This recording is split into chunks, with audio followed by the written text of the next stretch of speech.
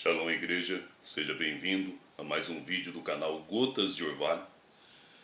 Que neste dia, primeiro dia da semana, você possa ser abençoado com mais essa pequena porção da palavra do Senhor, que vem de encontro aos nossos anseios e de encontro ao que está no nosso coração, ao propósito que está dentro de nós, amém?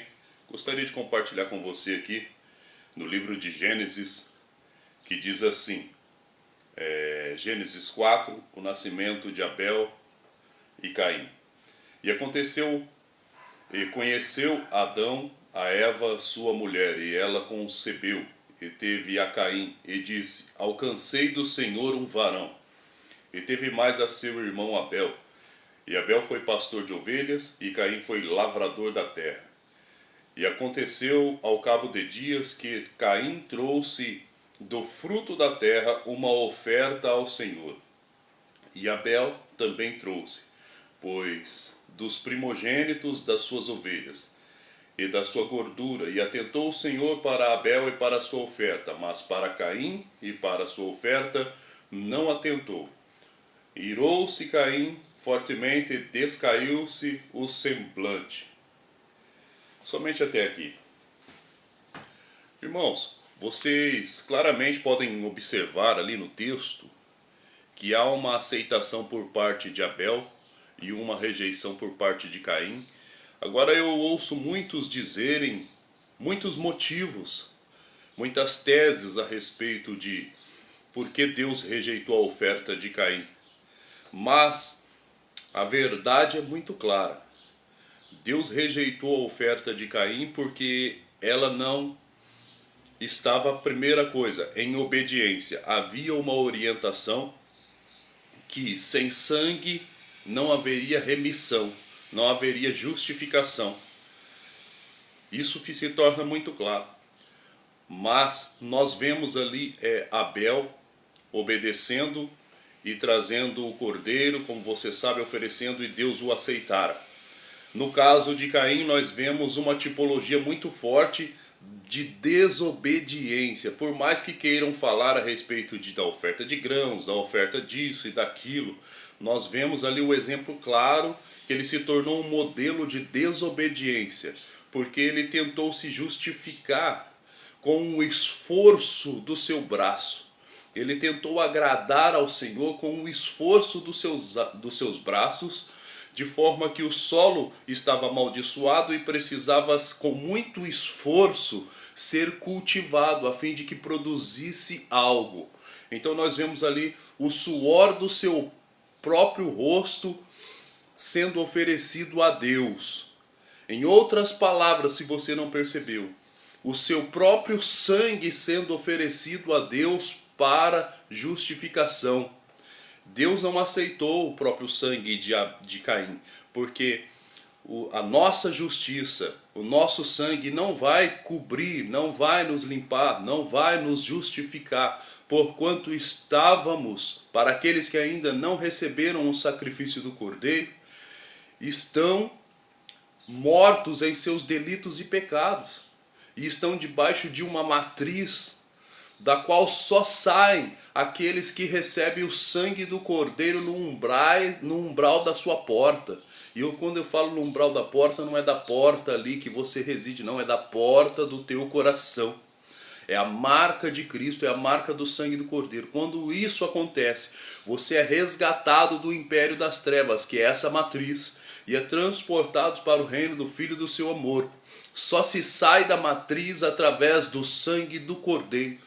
Por isso quem não nasce da água e do Espírito ainda continua aprisionado em uma matriz que aprisiona a pessoa em uma natureza carnal, humana e demoníaca. Em uma natureza que faz com que a pessoa viva pelos instintos e que não vislumbre o espiritual.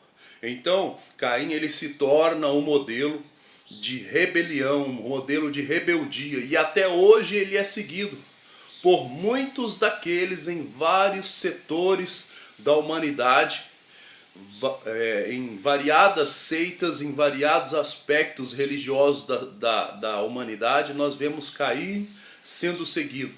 Nós vemos ele sendo seguido através do espiritismo, que tenta se justificar com obras mortas, com obras de caridade. Nós vemos ele sendo seguido no judaísmo ortodoxo, que também tenta se justificar, e tem muitos rabinos e sábios da antiguidade que trazem esta conotação de que sem caridade não há salvação. Eu não vou entrar nesse mérito agora, mas nós sabemos que sem o fundamento, quem é o fundamento? É Yeshua, é Jesus. Sem o fundamento, toda a nossa caridade não é aceita. As nossas obras não são aceitas, como a de Caim não foi aceita. A menos que seja visto o sangue do Cordeiro nas tábuas do nosso coração, aonde ele reescreveu a sua lei nas tábuas do nosso coração e recodificou, reformulou o nosso código genético, os códigos sagrados dentro de nós, tirando aqueles códigos de maldição, porque estávamos aprisionados na matriz. Não há redenção. Um exemplo disso é que nós vemos ali duas árvores que podem ser descritas como árvores que simbolizam a Torá. Nós vemos a oliveira, e o seu azeite prefigura, simboliza, aponta para a Torá. Por isso que no final dos tempos, sem a instrução, o povo de Deus perece, e por toda a época foi assim, mas no final dos tempos nós vemos as virgens que sem azeite em suas lamparinas. Está falando da Torá verdadeira, da instrução do Espírito. Se nós vemos uma instrução do Espírito e de vida, nós vemos também outra árvore que prefigura a Torá também, porém é a Torá do pecado e da morte, que é simbolizado pela figueira. Por mais que muitos falem, a figueira simboliza Israel, a figueira é isso. Não, meu querido, a figueira não simboliza só isso.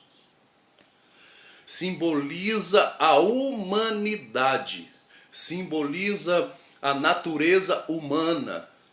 E nós podemos escolher por qual natureza vamos viver. Quer seja a natureza espiritual e obedecer a Torá do Espírito de vida, ou obedecer à natureza humana e viver pelos instintos, governado pelo pecado, distorcido pelo pecado, apontado pela figueira.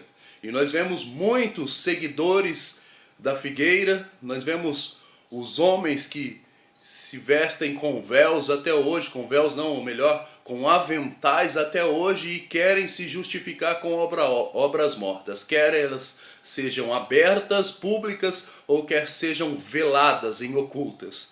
Mas nós vemos várias ramificações desta doutrina, mas o pai de tudo isto é Caim, e ele tem a sua escola que até hoje perdura. Nós vemos Caim em muitos setores da humanidade. E Caim é um tipo de matriz. Adão é um tipo de matriz. É a primeira matriz. E por um só homem entrou o pecado no mundo. Então Adão é a primeira matriz. Mas Caim, ele desenvolveu essa matriz. Ele deu regras a essa matriz.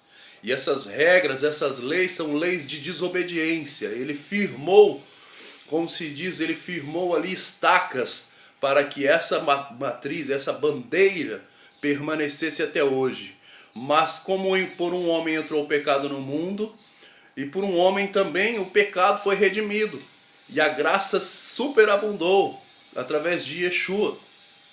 Então nós vemos claramente que a porta de saída para essa matriz e a entrada no reino de Deus sempre foi Yeshua, sempre foi Jesus, desde os primórdios da criação. Isso está apontado em Gênesis. E não cabe mais a nós vivermos pela árvore do conhecimento do bem e do mal, porque isso gera em nós condenação, gera nos outros condenação.